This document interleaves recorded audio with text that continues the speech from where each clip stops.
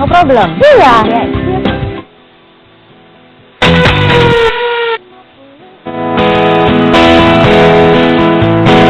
Sekarang apa 50 tahun lagi ku masih akan tetap mencintaimu. Tak ada ternyata suci, tapi masih sama seperti pertama bertemu. Ya, Sinta, sekarang atau 50 tahun lagi yakin akan tidak berubah, ya kan? Amin. Termasuk yang penganut tim setia sepertinya. Ya, kembali bersama kita di Kata Dokter, dan tema kita malam hari ini adalah mengenal obat dan juga makanan yang tak sehat untuk dikonsumsi. Benar sekali. Jadi bagi Anda di rumah yang menelpon ke sini dan bertanya langsung kepada Ibu Retno seputar makanan dan juga obat-obatan yang kira-kira sehat dan tidak sehat, legal dan tidak legal, langsung bisa menghubungi 51555111. Ya, Ibu Retno. Nah, terkait dengan tema kita, tadi saya sempat bertanya tentang obat-obatan yang ilegal itu. Kenapa kok sampai ada dan ternyata bebas beredar di mana-mana, dan yang paling penting adalah masyarakat kita dan Merianti itu tertarik untuk membeli. Betul. Jadi Ini ilegal nggak kondenya? legal, masyarakat harus mencari tahu ya. Ya.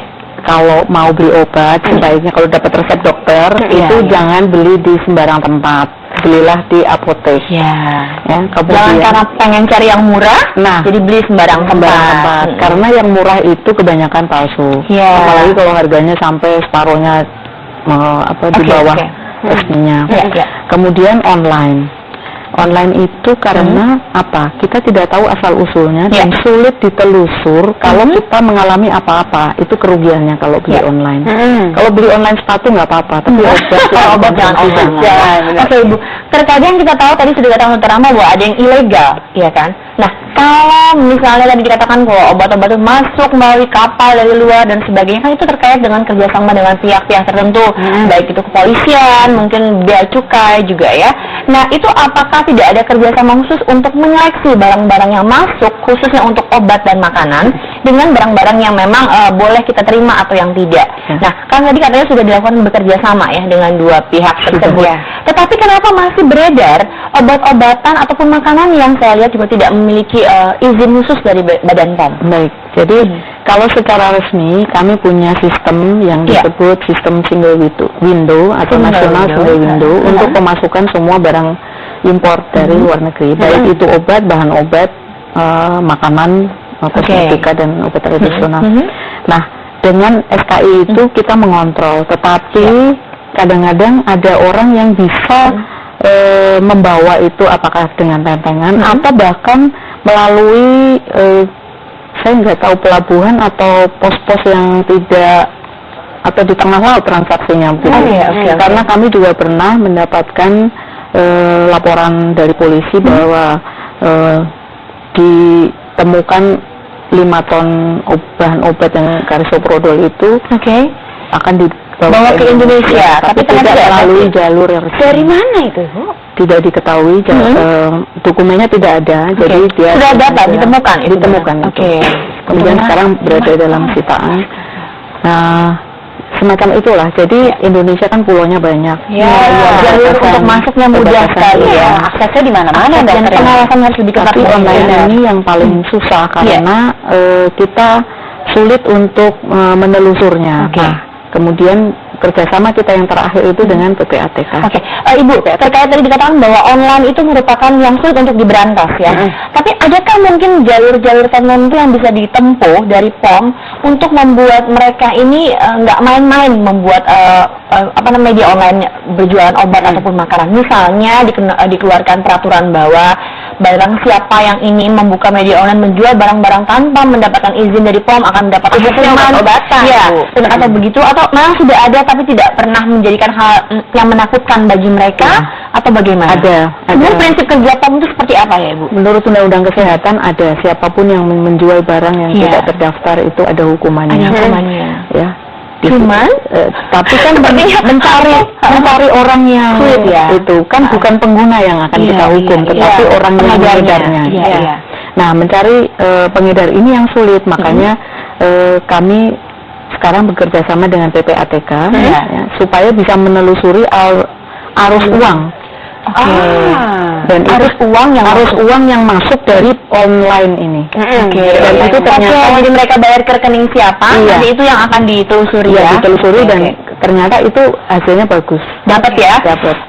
Jadi kalau dengan kata lain aku mendengar berarti BP POM ini fokus untuk mencari sedemikian rupa caranya, pokoknya harus sampai dapat. Nah, lalu terkait dengan obat-obatan terlarang atau obat-obatan ilegal lah lebih tepatnya kita katakan yang marak berada di masyarakat sekarang, ini kan dengan kata lain bahwa ternyata BP POM ini akhirnya kecolongan mungkin ya Bu ya, bisa dibilang seperti itu, sedikit kecolongan. Lalu sebenarnya fokusnya itu kerja BP POM sebelum memberikan izin terhadap peredaran barang itu sebenarnya difokuskan ke hal yang seperti apa? Jadi kalau screening kami adalah semua obat yang beredar harus memenuhi 3 kriteria. Yang pertama adalah dia aman, yang kedua berkhasiat, yang ketiga mutunya konsisten. Jadi kalau dia tidak memenuhi persyaratan 3 itu tidak mungkin mendapatkan izin. Makanya mengapa kita meminta, kita punya tim ahli juga, ada dokter, ada farmakolog, ada petugas kesehatan masyarakat yang ikut memberikan input kepada kita. Oke, jadi itu salah termasuk obat yang akan diedarkan ya, aman dan yang lain sebagainya. Kalau tidak bisa memenuhi 3 itu, meskipun disetujui di Amerika pun tidak dikeluarkan izinnya di sini. Misalnya satu obat masuk ke Indonesia dan 3 hal tersebut misalnya sudah terpenuhi, ya Bu ya. Kira-kira apa tetap saja dibiarkan tetap beredar itu obat? Apa tetap harus ada pengawasan terhadap obat tersebut? Karena biarpun obat itu mungkin awalnya baik, tapi kita nggak pernah tahu efek di kemudian hari. Beberapa orang pasti berbeda. Karena itu kami ada survei lapangan atau verifikasi terhadap kebenaran apa yang dia janjikan ketika dia masuk. Jadi survei lapangan itu juga penting ya Ibu. Jadi kita ada sampling diuji di lab.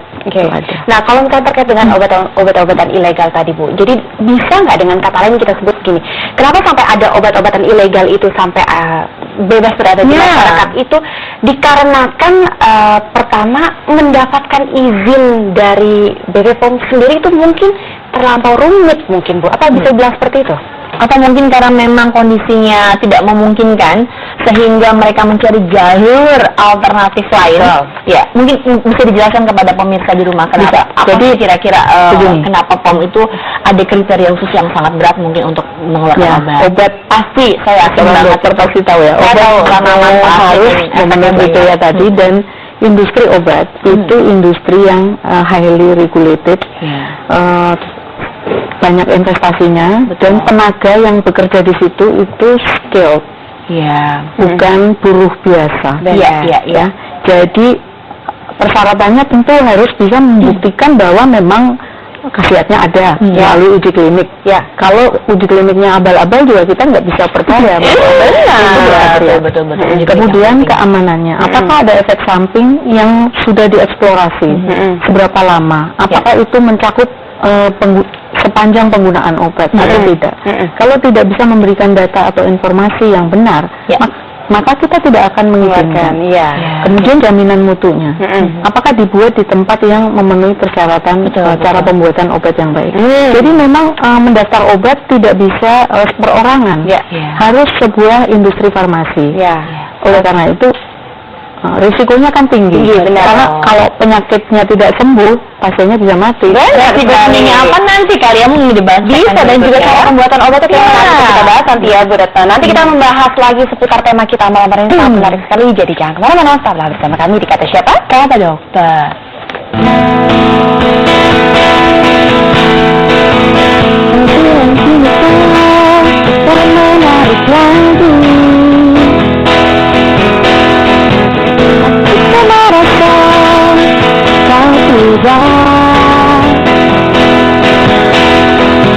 Kau selalu bertanya apa penyusul cinta. Dari pertanyaanmu 1 Juni merupakan hari lahir Sajak.